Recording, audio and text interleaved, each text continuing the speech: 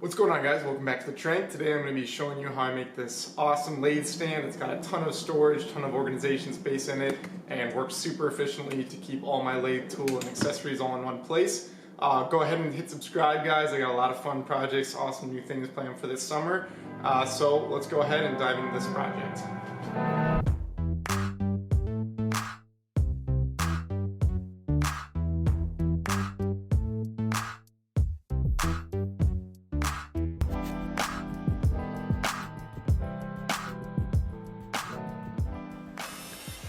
Okay, so I recently got some pretty nice additions as far as tools to the shop here. First thing you can see is a track saw, which is something I've been wanting for a long time, and with that I also got a Festool dust extractor. So I went on a little bit of a splurge with these, but I'm super happy with them and I love how they've been performing. The track saw makes it so much easier for me to accurately break up and safely break up plywood at my house. I just put it on some insulation foam here and I'm able to break down full 4x8 sheets accurately, get square cuts, and it's been working really well. So I'm starting off with this 3/4 plywood, and once I have it into some more manageable sizes, I can start cutting some of the main carcass panels on the table saw. So I planned the dimensions for this lathe stand somewhat around the space that I'm going to be putting it in.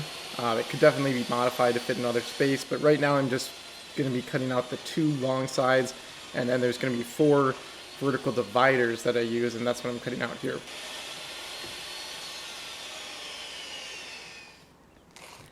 Now the 4 dividers are going to have a notch in the corner that's going to accept a cross brace at the top, and a little bit further down the road here that'll really strengthen up the main frame. And I was going back and forth on how I wanted to cut this out, but I decided it'd just be easiest to cut it out with a saw. So I'm using a pull saw in this, Japanese pull saw with the Cat's Moses guide, which has magnets there to help me cut vertical, because unlike Western saws, for these free Japanese saws, it's really hard to keep them dead straight just because there's so much flex in the blade. So using a little jig like this makes it a lot easier. So I just lay those out and cut them out with the saw.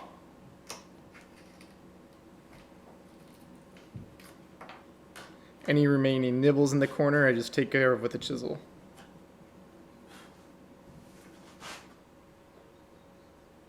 Now this is one thing that I'm just so happy with my new workbench with, is before I would have no way to get large panels like these held securely, but with the new workbench I'm able to just clamp them with some F-clamps to the stretchers, and it holds them very securely, and I'm able to do various tasks on them, even though they don't fit in my vise.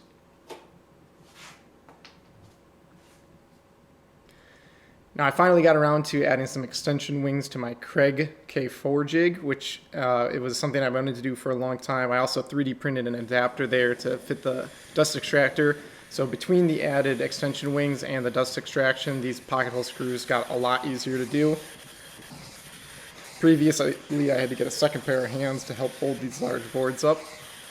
Now I can keep them, even this huge one here, I can just easily handle them with one person and get those holes accurately drilled.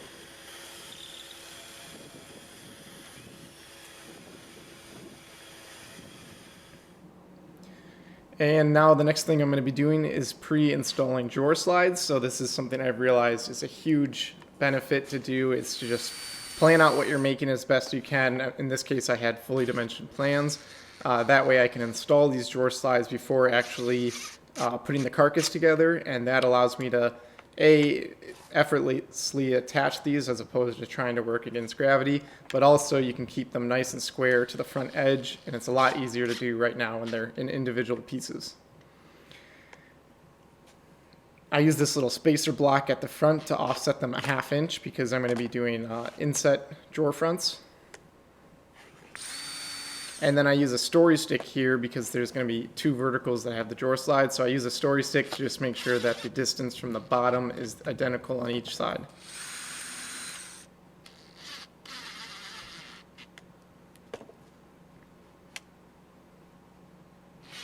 So with those attached, I could start putting the carcass together. And again, it's going together just with pocket hole screws, no glue or anything. I probably could have added glue, but one thing I've definitely learned with pocket hole screws is you got to get them securely clamped together before you do anything, and so adding glue can just make that a little more difficult. I am using these Rockler corner brackets, which made the assembly go a lot smoother, a lot easier with one pair of hands. And here I was just super happy with the fit because none of this was all based off the plans here. So this was the first time I was going to see if that fit, and things were getting together really well.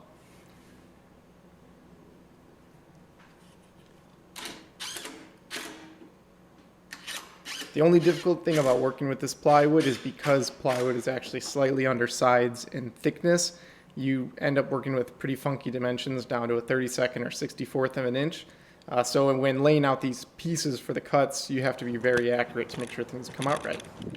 And now on this next day, you'll see is where I start struggling with a fight against the wind.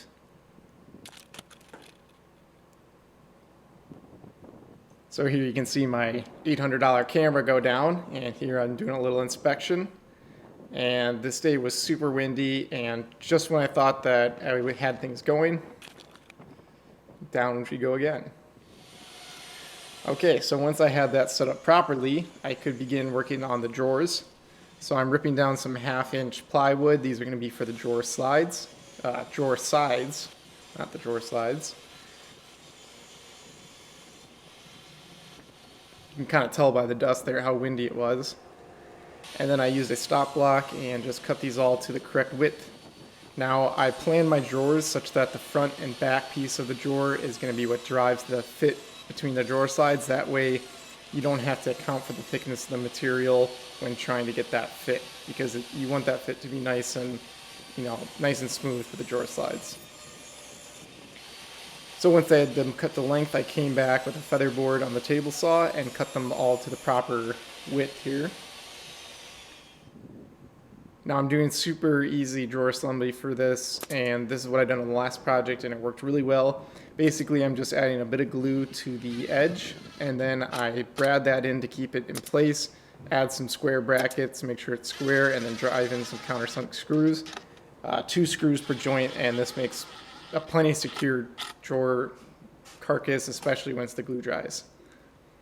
And I just continued this process for all 5 of the drawers. Ironically, I timed it, and it actually took me pretty much exactly 13 minutes and 34 seconds to assemble each of the 5 drawers. But I thought that was kind of funny because each time it came out to be within about 5 or 10 seconds. And before I finish those drawers and get them installed, I just put in this last divider into the carcass, just screw that into place, and then I lay out and measure this cross beam. That's what the notches were knocked out for earlier. You can see it's a nice snug fit here, so I tap that into place, and then I can use my marking knife to just get a careful, exact measurement on where I need to cut that. I just bring that over the table saw and trim that to the correct length. Now I wasn't sure if I wanted to use glue for this piece, but I did decide it'd be good to reinforce it with some glue, so I went ahead and glued those joints, and then I tapped it into place. And because I didn't want to deal with a bunch of rad nail holes more than I already have to down the road, I just clamped it in place on each of the rails. Alright, so the next day I could get started with the drawers again, and to start off I'm just cutting down some 1/4-inch MDF for the drawer bottoms. I like to use the MDF versus plywood because in the 1/4-inch size the MDF is a lot more rigid than the plywood, so I like to use it for these drawer bottoms. I cut them to their approximate size and then just glue and brad those bottoms in place. Now because they were just cut approximately the size, I just put a flush trim bit in the router and trim off. There wasn't much excess, but I just gave it a nice flush fit there. Now here you can see that fit that we're going for with the slides, such that it kind of slides freely. That way when you attach it, it's going to be the perfect fit.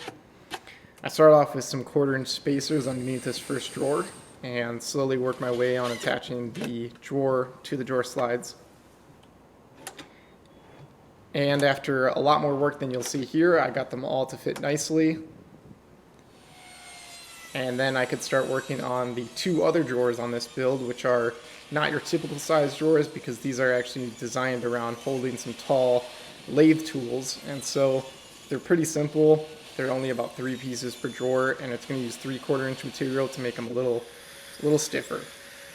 And they'll be going together with pocket screws, so I just quickly drill those out.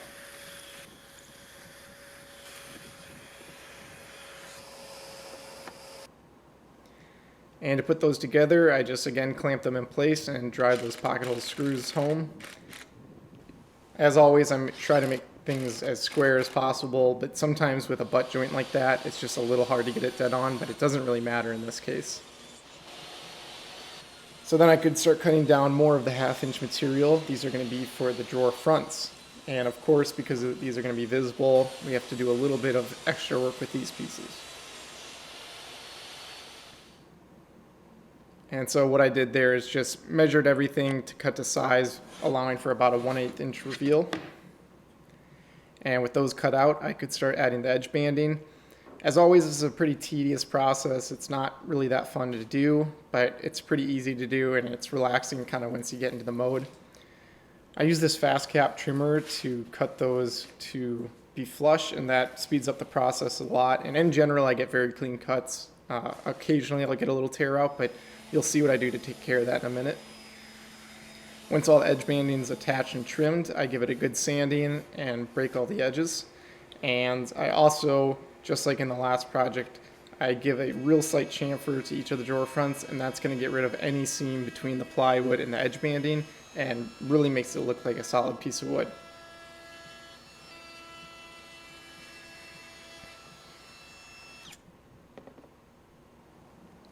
Okay, so here you can see those drawer fronts roughly in place there, and it's looking real good. Next, I had to work on some of the hardwood trimming to cover up the rest of the carcass edges, the exposed edges. So I've got a piece of cherry here that I'll be using. Here I'm just cleaning up. I had some burn marks on there, so I wanted to get rid of that.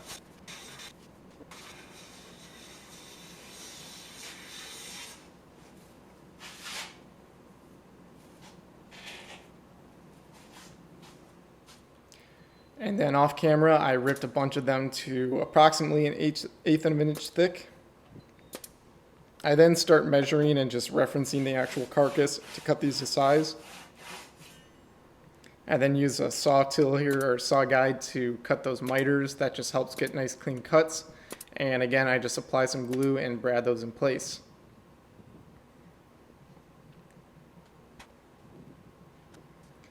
Now what I should have done is made sure the rail and stile trims were exactly cut to the same length, and I didn't, and that led to a few gaps here and there.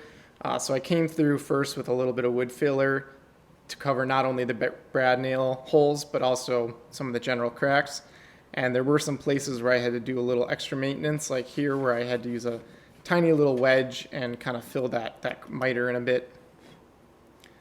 But after a little bit of care, it pretty much disappeared.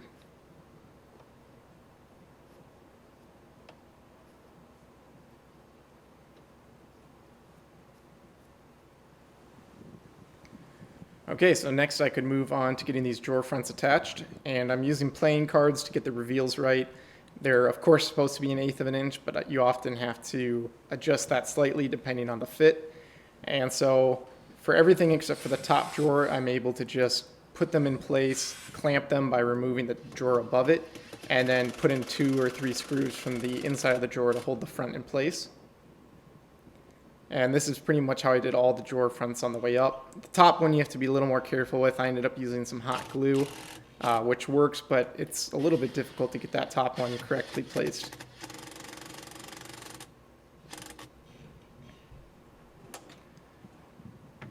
All right, and here we can see all the drawers going together smoothly. All right, so next I could start working on the handles. I'm basing the handles off the ones I used on some of my previous projects just so that they match a little bit. I had a piece of, I think this might be monkey pod left over from the box I made. But what I did is I pre-shaped those handles and did some holes that are exactly 3 inches apart. That way I can drill 3-inch on-center holes on the drawer front and know that they're going to fit the handle perfectly. So I put a small backer board on the back of the drawer front to get rid of any tear out. And I just drill those 2 holes. From there, I slightly protrude the screws, you can see, so that I can line it up with the handle. I put some glue on and then just tighten those screws together. And once the glue sets, it's a really sturdy handle and it's not going to be going anywhere. And I come back and add a piece of the cherry edge hard bandings here to the front, and that just covers up this little bit of reveal there. And then I just had to create a couple little small pieces here for some of these intersections. So I just plane this down to the proper thickness and go back and cut that to size.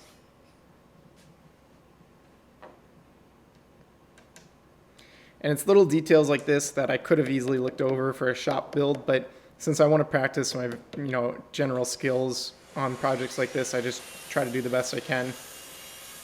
Then I had to make the drawer fronts for those larger drawers, and the one vertical was slightly off square, so I used the track saw to just put a slight angle on that, and that made the reveal perfect top to bottom, so I was pretty happy with that.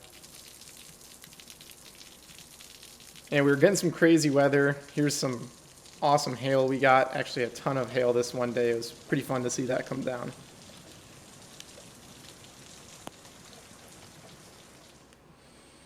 Okay, so again here I'm just driving those larger drawer fronts into place. I put 4 screws for each of these because you're going to be grabbing the handle from the top, so there's going to be a little more stress on the bottom piece, so I want 4 screws to help keep that in place. But here we can see things all completed. I'm super happy with how this turned out, so let's take a look at some of the finishing touches.